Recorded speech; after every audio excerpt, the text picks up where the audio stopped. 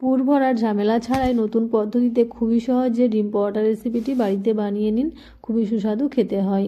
বাচ্চা থেকে বড় সকলেই খুবই পছন্দ করবে। আশা করি আপনাদেরও খুবই ভালো লাগবে। রেসিপি ভালো লাগলে আমার চ্যানেলটিকে সাবস্ক্রাইব করে পাশে থাকবেন, লাইক করবেন, কমেন্ট করে আপনাদের মতামত জানাবেন।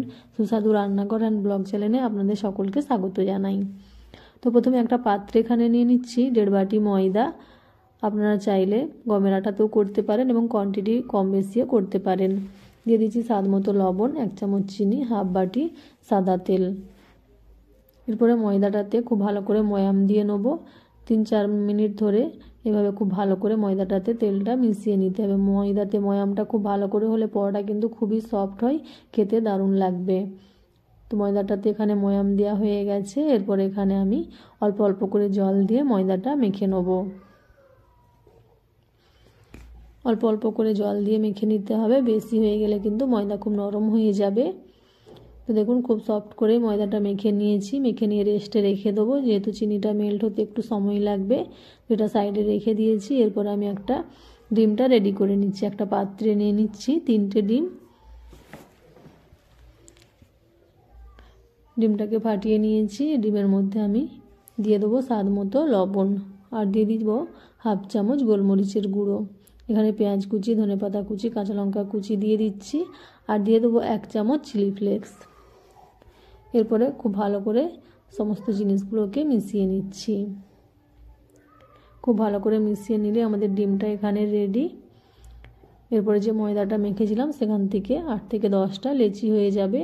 8-10টা লেচি কেটে নিচ্ছি। এরপরে হাতে করে খুব ভালো করে গোল গোল পাকিয়ে নিচ্ছি।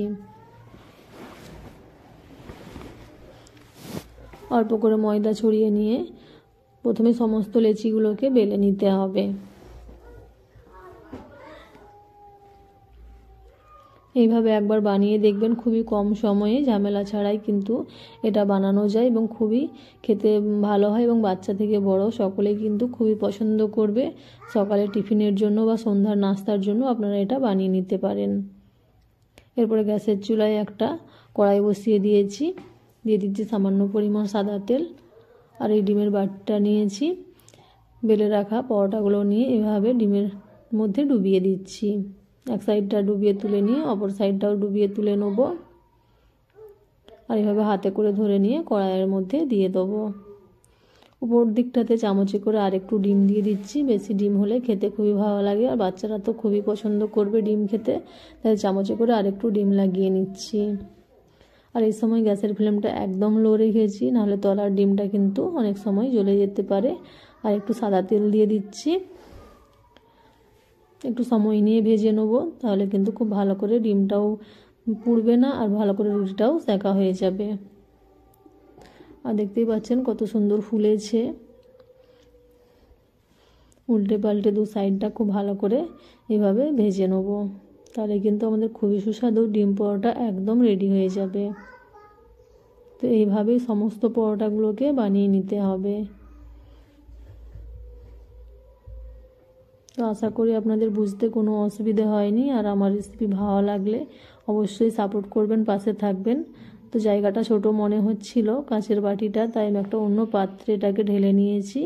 এতে করে খুবই সুবিধা হয়েছে। তো এইভাবেই সমস্ত পরোটাগুলোকে করে নিচ্ছি। এরকম আরও সহজ ভিডিও দেখার জন্য আমার চ্যানেলটিকে সাবস্ক্রাইব করে নিন, আর পাশে থাকা বেল আইকনটিকে প্রেস করে নিন, যাতে সবার আগে আমার ভিডিও আপনার কাছে পৌঁছে যায়। আর ভিডিও ভালো লাগলে অবশ্যই কমেন্ট করবেন আর লাইক করবেন, আর বন্ধুদের সাথে শেয়ার করতে ভুলবেন না।